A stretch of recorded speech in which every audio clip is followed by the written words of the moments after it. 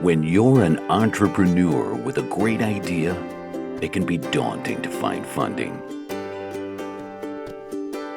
Startup Raven takes the process out of your hands by helping entrepreneurs connect and learn about potential investors all in one place, without any long-filled forms or 1,000 questions.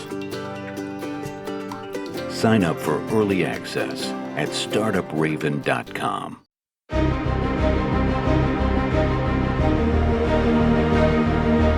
Welcome to Startuprad.io, your podcast and YouTube blog covering the German startup scene with news, interviews, and live events. Hello and welcome everybody. Welcome back to the second part of How to Build a Startup Hub, again in cooperation with Deep Ecosystems. And I would like to welcome Thomas Kösters here with me. Hey, how you doing? Hi, how you doing? I'm doing great, thank you. Thank you for being back. Last time we talked about the Boulder hypothesis, how it is imagined startup hubs work. We've seen the hidden gem of Odense in Denmark, how it worked for them. And now we'll get a little bit closer to home in your example of your home city of Munich, right? Yes, I am from Munich and I'm also back in Munich. I have spent a bit of time away. So I've been 5 years in Italy and have worked a lot with the Southern European and the Eastern European ecosystem. But since 2 years, I'm back again in Munich. And I see there's a lot of things have changed. So Munich has evolved a lot over the time. When I started, it was basically everyone was always ashamed. We are not as good as Berlin. Our ecosystem is so small. We're not top notch. Now what can we do? And everything was quite dim and dark. And now when I came back, I saw that Munich had 4 unicorns, or even 5, I think, and is one of the fastest growing startup hubs in Europe. So things have changed. Mm-hmm. Can you tell us how they changed? Yeah, that's a good question. I mean, if I remember back then, I was starting at UnternehmerTUM in the technical university. So I was a recent graduate, and my first job was at the university entrepreneurship center. And so we tried the basics, basically learning from other hubs in the world, creating a mentoring program for scientists and researchers, how to start companies based on deep tech. And that was very nascent back then. So the outlook was that at some point, these high-tech solutions would be very interesting for large corporates, and they would be willing to invest in the development of high-tech, and then the startup scene would take off. But back then, that was not the case. Now, there was maybe some hackathons, there was maybe some meetups, but the corporates didn't really invest. They didn't have corporate venture funds. They didn't have like the willingness to really commit to working with startups. And that has changed quite drastically. Now, I think the emergence of corporate venture capital was extremely strong over the time. And also this, let's say, aversion to invest in hardware stopped. Maybe you remember that everyone was saying that VCs are not investing in hardware. Exactly. I remember. And hardware is important because there are a lot of interesting companies in Munich headquartered, for example, the insurance giant Allianz, BMW. We'll get back to that soon. Munich Re, the reinsurance giant Siemens, and Siemens Energy, as well as MTU. Think about like really big engines, talk about cruise ship size and something like that. Exactly. Don't forget the automotive industry, BMW, being in Munich, and many others as well in the vicinity, Audi and Ingolstadt. And they have also been popping up already back then. They had events, and they were there. but their behavior changed quite a lot. Now, from in the beginning, maybe more exploration, learning, marketing, then to growing their venture capital arms and investing in pilots with startups. And that helped a lot these hardware startups, no? Because at the Technical University in Munich, most of these startups, they are hardware based. No? So most is maybe wrong, but there's a lot of hardware based ones. I remember a company called Pro Glove, that is a glove that is basically has haptic sensors on it. We linked the interview down here in the show notes. We have, I do believe, back from 2018 that we did when they've been with a German accelerator in New York, and watch the video because in the background there is One World Trade Center. Fantastic. Yes. So, I mean, you see, you talk to them, they have become big, they have succeeded. And when I first met them in the Technical University, that was just an idea. It took them very long to get like the support from clients and pilot customers, etc. And now their company is growing and they are successful.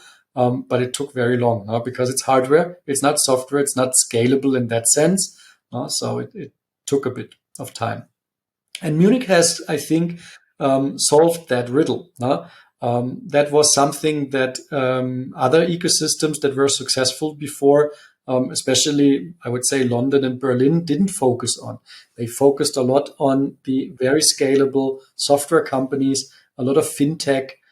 These are all fields that Munich is not so famous for. No, there's not a huge fintech scene in Munich. There's some, but also more on the technical side, more like the back end, this infrastructure that banks can use that we have in Munich. But the main sectors that are interesting here are the manufacturing, the AI and data, really the hardcore engineering, biotech, life sciences. These are really, really interesting sectors in Munich. So that I think was hard to solve. No? So to find the path how to grow startups in these sectors, there was not such a clear path from other ecosystems that you could copy. No? But Munich managed, and they reap the benefits of their hard work. And after 10 years now, you see like the emergence of a very, very competitive global ecosystem here in Munich. And as I said, how did it start? It started all with the idea of individuals. Now, one we highlighted the last time already, Helmut Schönenberger, who was a PhD student and came up with the idea to create an entrepreneurship center in Munich. That's an entrepreneur, but also others like the founder of Bits and Pretzels. It's a very successful conference, international conference for startups in Munich that helps to bring the international connection to the ecosystem. It's also a startup founder. I think they did something really, really smart. They basically put a startup conference during the time of Oktoberfest. Yes, it happens during Oktoberfest. That's, of course, very attractive. Before that, they basically did their conference directly after DLD conference, which already was a very successful international conference in Munich. And they kind of took the speakers that were anyhow in Munich and asked them to stay a couple of days longer to go to the second conference. So they were always very entrepreneurial and clever about positioning. And this way, they managed to get speakers like Barack Obama, Richard Branson, and others, very high calibers. And that makes them attractive as let's say, a latecomer to the conference game.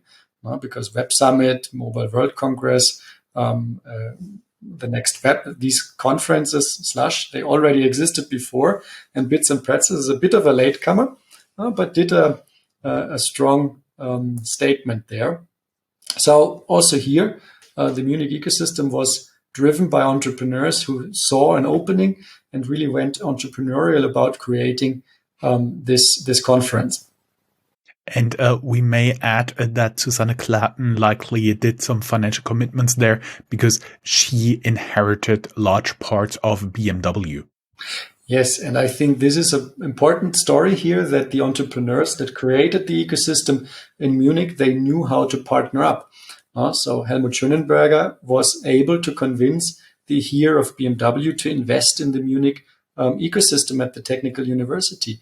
And that is an important effort. The same is true for the Straschek Center for Entrepreneurship, which is at the University for Applied Sciences. Straschek is the name of an entrepreneur from the, let's say, more traditional economy that invested in this entrepreneurship center as well.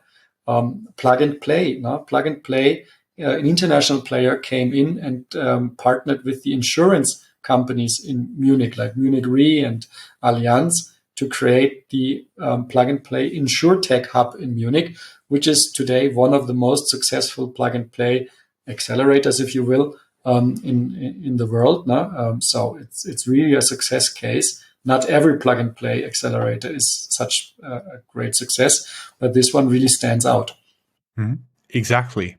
Let us dive a little bit in, because this time, last time we talked for more than 30 minutes. We decided to cut it a little bit shorter this time, and you are a tiny bit under time pressure, right?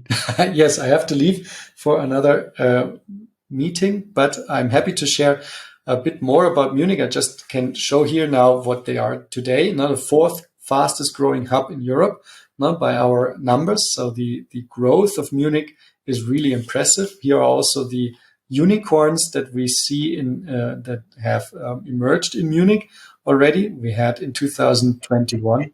And as always, one of the co-founders of Flixbus, we linked the interview down here in the show notes. That's very good. I know you know them all and you have interviewed them all. So that's great. I think Personio, Agile Robots, and Scalable Capital are the latest additions to the mix. So yeah, Munich is really an interesting hub. And if you want to create a mini Munich and say, like, how can I create something similar in my hometown, in my region, then I think what you can learn from Munich is that they've created a strong narrative about combining corporate leadership with high-tech innovation. So they really said here, this high-tech innovation from the university is the beacon of success for corporates in the future. So they must invest. That definitely wasn't the case in other ecosystems. So they ventured out and really made that happen in Munich. They managed to bring industrialists like Susanne Klatten or Wellington Capital or Burda or entrepreneurs like Felix Haas into the mix. So they convinced people to invest in that new emerging ecosystem that was more techy, that was more hardware-based than others. And these leaders stood up and said, yes, that's exactly what we want. We want to stand up for this technological innovation, maybe in contrast to what was already happening in Berlin, which was more software-based. And also here, this cutting edge definitely was there. TU Munich is one of the leading universities. And one thing that I want to mention as well, in the communities, there is one program that really stands out. It's called the Center for Digital Technology Management, CDTM. That's a community of very talented students from both the University of Munich, which is more like a non-technical subjects, and TU Munich, which are the technical subjects.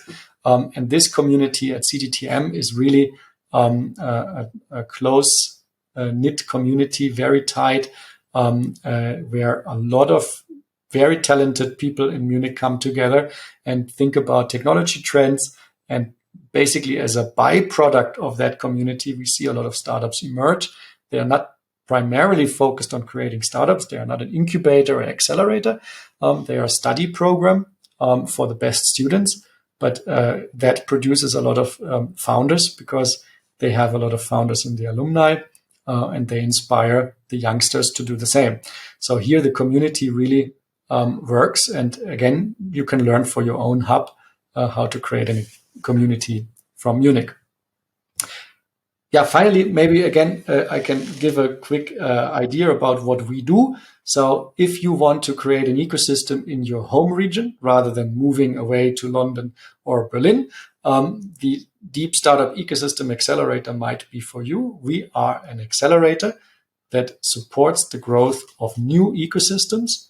So if you have an idea for turning your region into an innovation hub or creating a new vertical ecosystem in a town that already has an ecosystem for classical, let's say, digital innovation, but you want to focus on something new, please reach out and think about joining our Deep Startup Ecosystem Accelerator. Yes, sure. Everybody who would like to learn more, they can go down here in the show notes. And actually, Thomas, you know what we achieved? Basically, if you throw both parts together, we will get to the average length of a Startuprad.io interview again. This one was a little bit shorter. Nonetheless, I enjoyed it very, very much. Thomas, thank you very much for your insights. Thank you so much, Joe. It was a pleasure as always. Have a great day. Bye-bye. Bye. That's all, folks. Find more news, streams, events, and interviews at www.startuprad.io. Remember, sharing is caring.